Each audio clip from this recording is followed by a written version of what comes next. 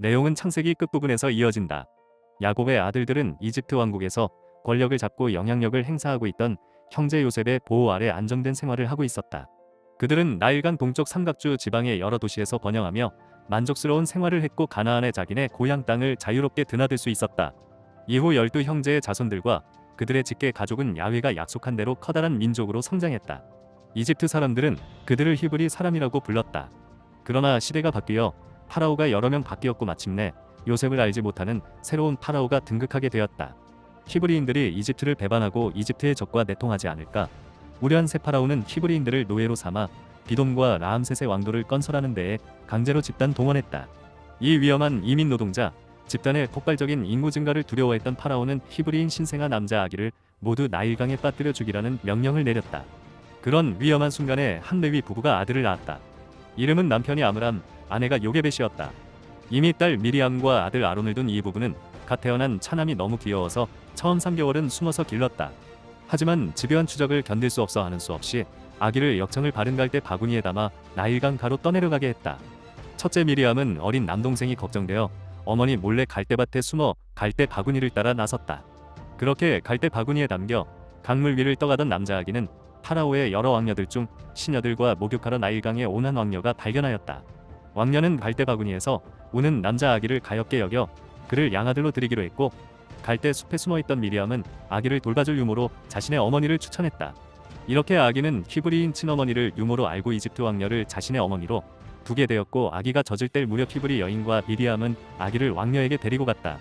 왕녀는 이 남자아이에게 모세란 이름을 지어주고 모세를 친아들처럼 돌봐주었다. 모세는 성장하면서 무술과 지혜가 뛰어난 젊은이로 자랐다. 다시 여러 해가 지나 40세의 어른이 된 모세는 공사장의 한 이집트인 감독이 히브리인 노예를 매질하는 것을 보고 분개하며 그를 죽인 다음 그 시체를 모래 속에 감추었다. 그러나 나중에 두 히브리 사람이 싸우는 것을 막으려 하자 그중 하나가 내가 우리의 재판장이 되려고 하는가? 우리도 죽이려 하는가? 라는 말을 하자 탈로 났음을 알고 자기 행동의 결과를 두려워한 모세는 미디안 땅의 광야로 도망갔다. 이리저리 떠돌다가 이드로란 유목민 족장과 만나게 된 모세는 이드로에게서 히브리인의 역사를 듣게 되고 그의 딸 시보라와 결혼하여 아들까지 두며 다시 40년을 보냈다. 80세가 되던 해 모세는 호렙산 근처에서 히브리인들을 구출하라는 하느님의 계시를 받고 형 아론과 함께 이집트로 돌아가서 파라오에게 민족의 자유를 요구한다. 파라오는 당연히 거부하고 히브리인 노예들의 고통을 더욱 가중시키는 조치로 대응했다. 이로 인해 일이 풀리기는커녕 오히려 고통이 더욱 가중되자 히브리인들은 모세 형제를 까면서 화를 내고 원망했고 그들의 원망을 들은 모세는 한동안 상심하지만 야훼의 위로로 마음의 짐을 던다.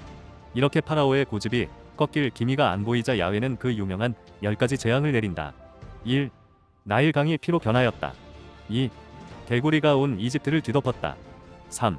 이가 온 이집트를 뒤덮었다. 4. 파리가 온 이집트를 뒤덮었다. 5. 악질이 온 이집트를 뒤덮었다. 6. 독종이 온 이집트를 뒤덮었다. 7. 우박이 온 이집트를 강타했다. 8. 메뚜기 떼가 온 이집트를 뒤덮었다. 9. 어둠이 3일간 온 이집트를 뒤덮었다. 10. 초태생의 몰살. 최후의 재앙인 초태생의 몰살에 대해서 더 언급하자면 히브리인들의 초태생을 보호하기 위해서 야훼는 모세와 아론에게 지시하여 히브리인이 양을 잡아 자신들의 집 문설주에 양의 피를 발라 이집트인들의 초태생을 모두 죽이는 밤의 재앙이 히브리인들의 집은 넘어가도록 했고 이것이 유월절의 유래가 되었다. 야훼는 또한 히브리인들이 서둘러 이집트를 떠나도록 하기 위해서 누룩을 넣지 않은 빵을 잡은 양의 고기와 함께 식량으로 준비해 두라고 지시했다. 이것은 유태인들의 축제인 파스카의 기원이 된다. 파라오는 자기 아들까지 죽자 체념하고 히브리 백성들을 이집트에서 모두 내보낸다. 히브리인들은 이집트 동부 삼각주의 여러 도시를 출발하여 시나이 광야 지대로 향했다. 그러나 나중에 자신의 결정을 후회한 파라오가 정예 전차부대를 동원하여 도망치는 히브리인들을 뒤쫓아왔을 때 모세의 기적으로 홍해가 갈라져 이스라엘 사람들은 바다 밑바닥의 마른 땅을 통과하여 시나이에 도착했다. 거대한 절벽의 계곡처럼 갈라져 있던 바닷물은 히브리인들이 모두 건넌 직후 합쳐지면서 추격하던 이집트 사람들을 집어삼켰다고 한다. 여기까지가 일반적으로 잘 알려진 탈출기의 내용이다. 뒤에는 모세가 시나이산에서 십계명을 받는 장면과 히브리 백성들의 금송아지 숭배 사건, 성막을 만드는 것으로 끝이 난다.